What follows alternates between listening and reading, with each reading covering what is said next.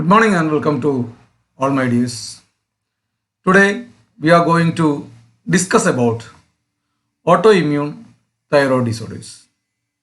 As you know, in autoimmune disorders, the so-called immunes or the proteins which are supposed to protect our body here acting against the cell or the system or the organ and thereby disturb the normal function of the body or normal function of the gland.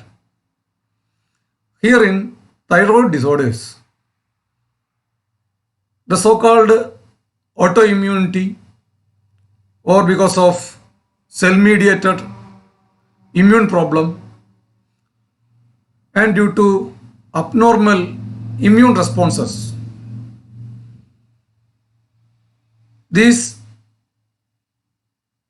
autoantibodies acting like that of or mimicking like that of TSH hormones and thereby our thyroid gland get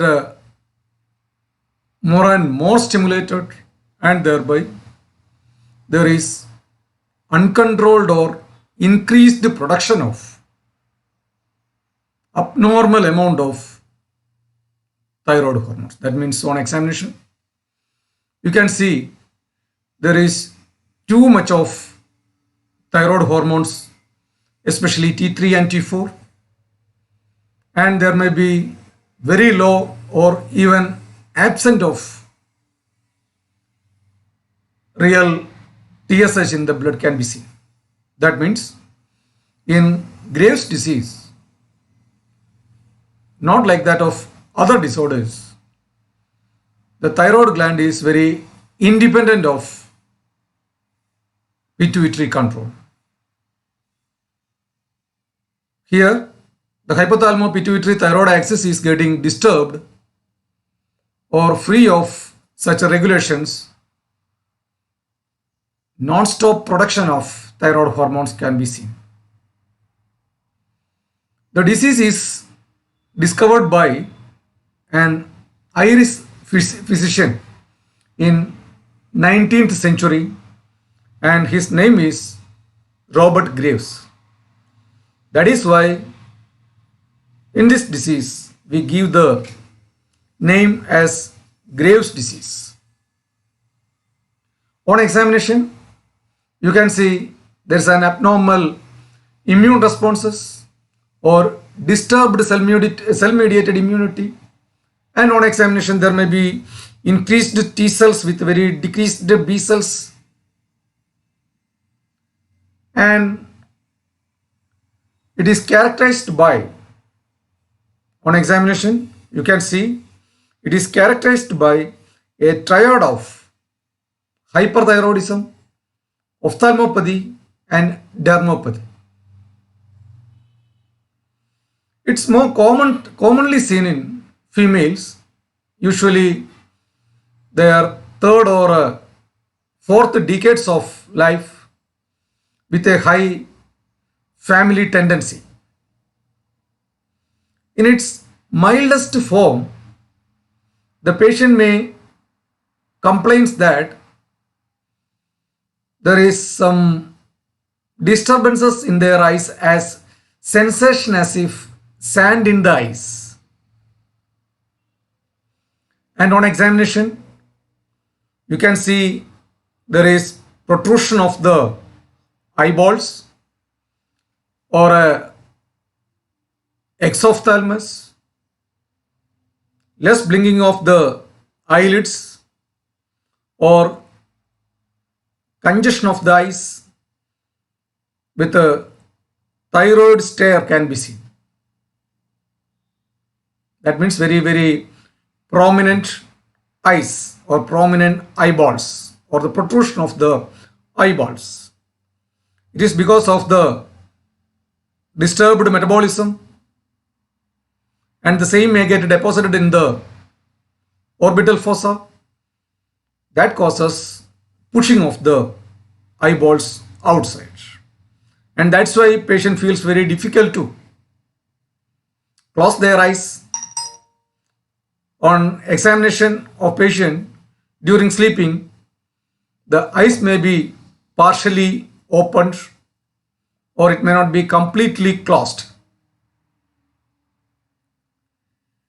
Some of our patients may complain that they feel very difficult to, or they feel very sensitivity to lights, especially fluorescent lights, and that's why they feel very difficult to drive their vehicle, especially during night. And there may be some halos around the lights can be seen. And at the same time, in patients with the Graves' disease who wear the contact lenses for their accommodation problem, they feel it is very difficult to wear the lens because of the irritation of the eyes. On examination, you can feel there may be increased tearing of the eyes or due to constant exposure of the eyeballs in the air or due to low blinking of the eyes, the eyeball may be very dry. That means there may be excessive dryness can be seen. At the same time, due to irritation, some of our patients may feel very tearing also. They may complain about diplopia or double vision may be their problem. Along with such a eye problem, you can see your patient is very timid or very anxious or very emotionally very nervous. They are very fretful, very timid, very quick. They are very oversensitive. And they make complaints, or their parents make complaints that the character is somewhat like that of ADHD. That means they couldn't concentrate their thoughts. They couldn't continue their work for a long time. That means they are very mentally and very physically restless, like that of our Argentine nitricum or Naxomica or very arsenic alp or netramure or iodum or ignitia, something like that. Due to the inability to store the energy or due to increased metabolism due to the overactivity of the thyroid hormones, they feel very easy fatigability. They are getting weak immediately after little work. Unexplained fatigability may be their problem. In some of our patients, you can see goiter like enlargement of the glands. It's very rare, but sometime you may get a patient with a goiter, and the goiter may be because of the Graves' disease also. That means hyperactivity of the thyroid. At the same time, don't think the most of the goiters are hyper. The same can be a hypo also. That means being an adaptive mechanism, the thyroid gland may produce more and more cells to compensate the metabolic demand, and that is why there may be diffuse enlargement of the thyroid can be seen. So goiter is nothing but only an abnormal growth, and it may be either hyper or it can also be seen in hypothyroidism also. One of the very characteristic symptom of our Graves' disease patient is the patient cannot tolerate heat. That means heat intolerance. The patient always wants to be fanned. The patient cannot tolerate in warm conditions. And at the same time, due to the increased BMR, the patient is always having a complaint of ravenous hunger. That means increased appetite, like that, increased sweating, but you cannot see something what they eat in their body, because as in case of our iodine, the patient eats well but losing flesh.